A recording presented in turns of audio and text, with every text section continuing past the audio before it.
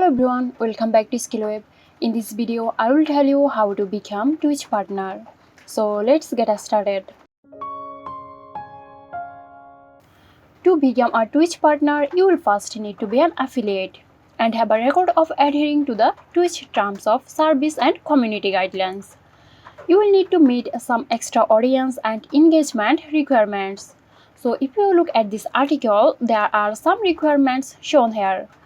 First one is 1000 followers and 25 hours broadcast in the past 30 days, 12 unique broadcast in the past 30 days and 75 average viewers in the first 30 days.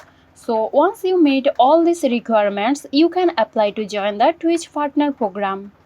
Hope this video helped you out. If it did, please like, comment and share, and stay tuned for more helpful tutorials here at SkillWeb.